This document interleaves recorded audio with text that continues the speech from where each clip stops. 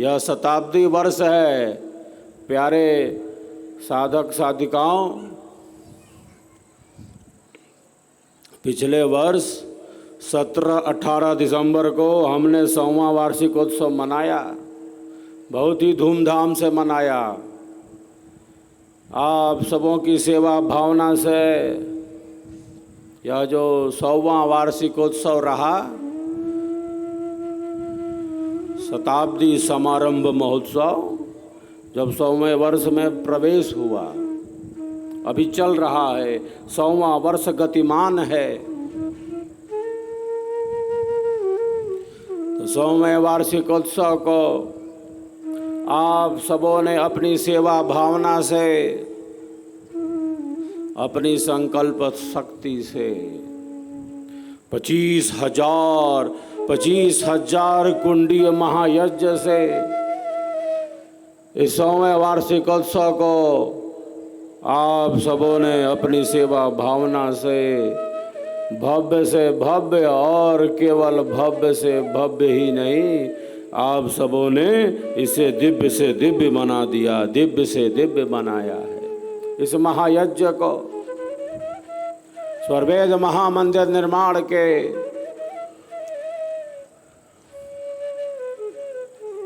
प्रथम चरण को पूरा कर लिया गया है। अभी बहुत कुछ किया जाना शेष है।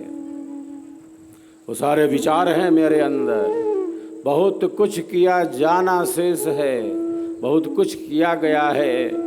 आप सबों की सेवा भावना से असंभव कार्य को जैसे आप सबों ने संभव बना दिया हो, 25,000 कुंडीय महायज्ञ से, स्वर्वेद महामंदिर के इस निर्माण से। इस वर्ष जब 100वां वर्ष पूर्ण हो जाएगा और 101वां वार्षिकोत्सव होगा, 6-7 दिसंबर को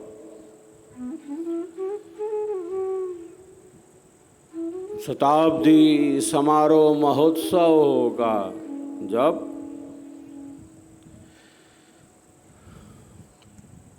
सौवां वर्ष पूर्ण हो जाएगा। अभी शताब्दी वर्ष गतिमान है। शताब्दी वर्ष गतिमान है तो इस वर्ष में हर्ष भी अधिक है, उल्लास भी अधिक दिख रहा है।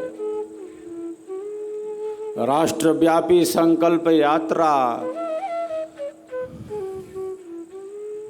आगामी 101वें वार्षिकोत्सव के लिए शताब्दी समारोह महोत्सव के लिए राष्ट्रव्यापी संकल्प यात्रा देश के दक्षिणतम छोर कन्याकुमारी से, जहां संगम है सागरों का, अरब सागर, हिंद महासागर, बंगाल की खाड़ी, तीनों का जो संगम बिंदु है, ऐसे दक्षिणतम छोर कन्याकुमारी से तमिल भाई बहनों जिज्ञासुओं की पावन उपस्थिति में नए जिज्ञासु अधिक थे। सर्वाधिक नए जिज्ञासु तमिल जिज्ञासुओं की उपस्थिति में कन्याकुमारी से 7 जुलाई से पूरे देश में जाने वाली इस राष्ट्रव्यापी संकल्प यात्रा का शंखनाद हो चुका है, शंखनाद हो चुका है। सबके अंदर एक प्रेम है, एक उत्साह है, एक उमंग है। दक्षिण भारत के सभी राज्यों में यह यात्रा गतिमान रही। तमिलनाडु, केरल, तेलंगाना, आंध्र प्रदेश, कर्नाटक के बेंगलोर में, दावनगिरी में, गुलबर्गा में, मैसूर में, कर्नाटक में विशेष रूप से यह यात्रा गतिमान रही। अनेक नए जिज्ञासुओं में भी एक उत्साह दिख रहा है। आगामी शताब्दी समारोह महोत्सव के लिए दक्षिण की यात्रा पूर्ण करने के पश्चात यह यात्रा मध्य भारत, मध्य स्थल नागपुर में, महाराष्ट्र में 17 और 18 को गतिमान रही। तो दक्षिण से मध्य तक यह यात्रा आ चुकी है। 18 के बाद आज 20 से 19 को आगमन के बाद 20 से आज यहाँ गुरु पूर्णिमा का पावन पुण्य तिथि का यह दिव्य कार्यक्रम है। और इसके पश्चात पुनः मध्य भारत से, मध्य से उत्तर की तरफ, पूरब की तरफ इस यात्रा का प्रस्थान हो जाएगा। इस राष्ट्रव्यापी संकल्प यात्रा को हमें आगे बढ़ाना है अपनी संकल्प शक्ति से, अपनी श्रद्धा, सेवा, समर्पण भाव से। हजारों हजार भाई बहन संकल्प से जुड़ चुके हैं। उनके अंदर उत्सव है, उत्साह है, उमंग है, सेवा भाव है। सेवा भाव सदैव नमन करने योग्य है। शिष्य बड़े हैं, सेवा बड़ी वस्तु है। विश्व की सबसे बड़ी वस्तु का नाम सेवा है। तो सभी बिल्कुल तत्पर हैं, जागरूक हैं। अगले शताब्दी समारोह महोत्सव के लिए तैयार है ना आप सभी? देखिए सभी हाथ उठाकर बता रहे हैं, सभी एक दूसरे के लिए तालियों की गड़गड़ाहट करें।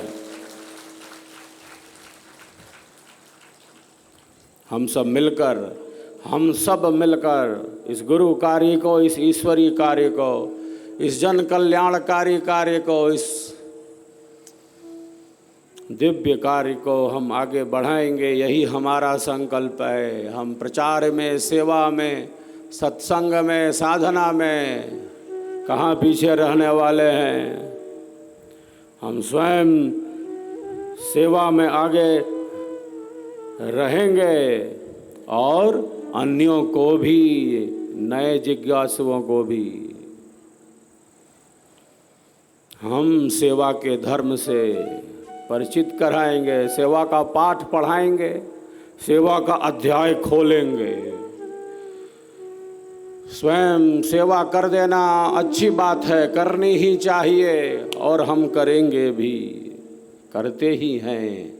अन्यों को, नए जिज्ञासुओं को, जहाँ प्रचार कम है, नहीं है, वहाँ जाकर इस महायज्ञ का संदेश सुनाकर अपने इष्ट मित्रों में, परिचितों में, सगे संबंधियों में, बंधु बांधवों में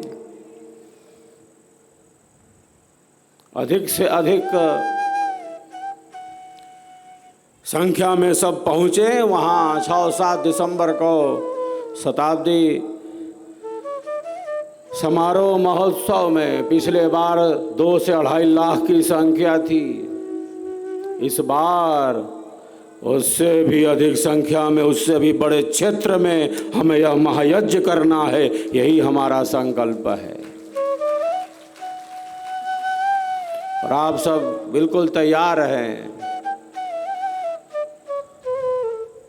अपने इष्ट मित्रों, परिचितों, सगे संबंधियों, बंधु बांधवों से भी इस महायज्ञ को आगे बढ़ाने की सबके भीतर सत्प्रेरणा होनी चाहिए। उनकी भी आहुति पड़े इस महायज्ञ में। यह दुर्लभ अवसर है, यह ऐतिहासिक अवसर है, सबके कल्याण के लिए ही है। तो हमें अपने कर्तव्य और दायित्व के बोध से सदैव जागृत रहना है। हम स्वयं जगे हैं और दूसरे को भी जगाते चलेंगे। एक जलता हुआ दिया कई दियों को जला सकता है, बुझा हुआ कुछ नहीं कर सकता।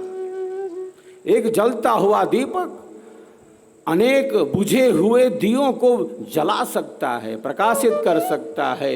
एक जो शिष्य है, जो साधक साधिकाएं हैं, वे एक हैं क्या? उनके भीतर इतनी शक्ति है कि अनेकों को सेवा के रास्ते पर आगे बढ़ा सकते हैं, स्वरवेद महामंदिर के संकल्प से जोड़ सकते हैं, इस महायज्ञ के संकल्प को आगे बढ़ा सकते हैं। आप सबों की सेवा भावना से अनेकों कार्य हुए हैं, हो रहे हैं। स्वरवेद महामंदिर प्रत्यक्ष उसका दिव्य स्वरूप है जो गुलाबी लाल पत्थरों से सज चुका है।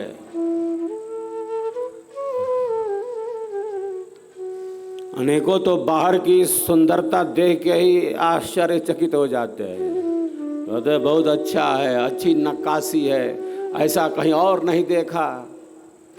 जिज्ञासु देश भर से विदेशों से पहुंच रहे हैं। जो नक्काशी की गई है पत्थरों पर, एक एक पत्थर को सजाया गया है, एक एक पत्थर को संवारा गया है, अच्छे से अच्छा, सुंदर से सुंदर कैसे बनाया जाए। सदगुरु के इस दिव्य केंद्र को, ब्रह्म विद्या के इस दिव्य ज्ञान को, स्वरवेद की किरणें हमारे देश की आध्यात्मिक विद्या, विहंगम योग का प्रकाश जन जन तक पहुंचे, इसीलिए तो ये स्वरवेद महामंदिर धाम है। मैं कहता हूं ये केवल बाहर से ही खूबसूरत नहीं है, ये बाहर से ही मात्र सुंदर नहीं है, ये भव्य तो है, किंतु केवल भव्य ही नहीं, ये अंदर से दिव्य है। ये परम आनंद का पथ है, ये प्रकाश का पथ है। हमारी अंतः ऊर्जा जागरण हो, हमारी अंतः ऊर्जा का जागरण हो, इसलिए यह महामंदिर है। केवल बाहर की खूबसूरती देखने के लिए नहीं है, ये बाहर से भीतर की यात्रा है, यह अध्यात्म की यात्रा है। जिस प्रकार से स्वरवेद महामंदिर के निर्माण कार्य को आप सबों ने आगे बढ़ाया है, उसी प्रकार से सद्गुरुदेव की पावन मूर्ति का यह जो दिव्य संकल्प है वह हमें गतिमान करना है, और गतिमान होता जा रहा है यह संकल्प। विहंगम योगी करे पुकार, विहंगम योगी करे पुकार, संकल्प दिव्य निभाएंगे, संकल्प दिव्य निभाएंगे। हम सबका संकल्प महान। यह जो महायज्ञ आने वाला है, बहुत समय कम है, 6-7 दिसंबर है। इस बार हमें 25,000 कुंडों से भी आगे बढ़ना है, आगे चलना है। यही हमारा संकल्प होना चाहिए, उद्देश्य होना चाहिए।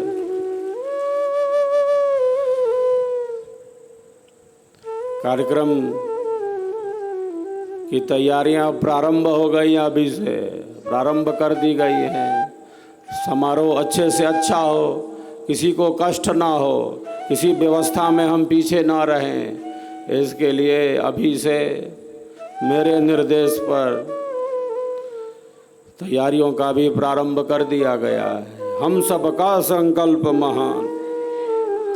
सभी साधक साधिकाएं सबके लिए तालियों की गड़गड़ाहट करें एक दूसरे के उत्साहवर्धन में। अब हम चलते हैं स्वरवेद की गहराइयों में। ये दिव्य है, स्वरवेद की वाणी दिव्य वाणी है, अमृत है, अनंत है, अमोघ है। ये साक्षात कर धर्मा ऋषि की वाणी है। तो जितना अधिक स्वरवेद होगा, जितना अधिक सत्संग होगा, उतना ही हमारा अंधेरा दूर होगा, हमारे अज्ञान का शमन होगा। जितना अधिक सत्संग होगा, जितना अधिक स्वरवेद होगा, हमारे जीवन का उतना ही अधिक आध्यात्मिक विकास होगा। सत्संग न होने से या कम होने से केवल शरीर, संसार, ये घर, ये मकान, ये दुकान, इसी का चिंतन चलता रहता है। संसार का ही चिंतन चलता रहता है। इसका चिंतन करना है, संसार का जितना आवश्यक हो बस उतना ही चिंतन करना है, डूब नहीं जाना है। अब सत्संग नहीं है तो अब केवल शरीर, संसार, ये भोग, ये पदार्थ, ये संबंध, केवल बाह्य संपर्क अत्यधिक है। और मोबाइल की इतनी भूमिका बढ़ती जा रही है कि ये जैसे मनुष्य के मन की चंचलता को और अधिक चंचल बनाता जा रहा हो। मन तो चंचल है, ये मोबाइल अति चंचल, चंचल से भी अति चंचल जैसे बना रहा हो। जैसे हम मोबाइल ना चला रहे हो, मोबाइल ही हमको चलाने लगा हो, मोबाइल ही हमको चलाने लगा हो। यह स्थिति ठीक नहीं है। यंत्रों का उचित उपयोग जितना आवश्यक हो बस उतना ही करना है। अब सत्संग न होने से, स्वरवेद न होने से केवल यही सब बातें होती रहती हैं। घर परिवार, संसार, समाज की आत्म कल्याण का तो कोई चिंतन होता नहीं। सत्संग न होने से बस उसी का चिंतन चलता रहता है। सूचनाओं का संग्रह होता रहता है अत्यधिक मात्रा में और बहुत बार अनावश्यक रूप से। जितना चिंतन करना है, जो घर परिवार के लिए जितना जरूरी हो बस उतना ही चिंतन करना है, उससे अधिक नहीं। आत्म कल्याण के चिंतन से हम अलग न हो, हम स्वयं से दूर न हो, हम खुद को न भुला दें, हम खुद को न भुला दें, हम संसार में उलझ कर न रह जाएं, हम संसार में भटक कर न रह जाएं। हम खुद से दूर न हो, हम स्वयं से दूर न हो जाएं, हम भूल न जाएं, हम भटक न जाएं, हम अटक न जाएं। हम अपने लक्ष्य की तरफ बढ़ते रहें। इसीलिए हम सबके सद्गुरुदेव ने बड़ी कृपा करके हमारे कल्याण के लिए ही, विश्व की मानवता के कल्याण के लिए सद्गुरुदेव ने स्वर वेद का प्रसाद दे दिया है, हमें प्रसाद दे दिया है। महापुरुष ऐसे ही कृपा करते हैं, वो कृपा के सागर होते हैं। वे हमारे दुखों को दूर करना चाहते हैं, वे हमें अपने घर पहुंचाना चाहते हैं। वे मृत्युलोक से उपरम करना चाहते हैं, वे हमारा कल्याण करना चाहते हैं। वे हमारे दुखों का अंत करना चाहते हैं, हमें आनंद से भरना चाहते हैं,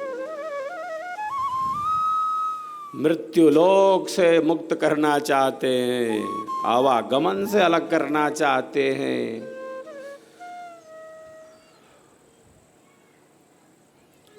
ये मुर्दों का शहर है। महापुरुष कहते हैं ये संसार क्या है? ये संसार का कि मृत्यु है, बस ये मृत्यु लोक है, ये मुर्दों का शहर है। कोई वस्तु यहाँ स्थिर रहने वाली नहीं है।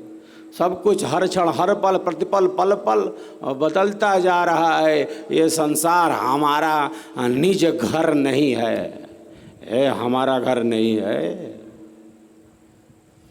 हमारा घर तो कहीं और है, जो दिव्य है, जो परम आनंद, परम शांति से भरा है। कौन हूँ मैं, कहाँ से आया, क्या कर रहा और जाना कहाँ है?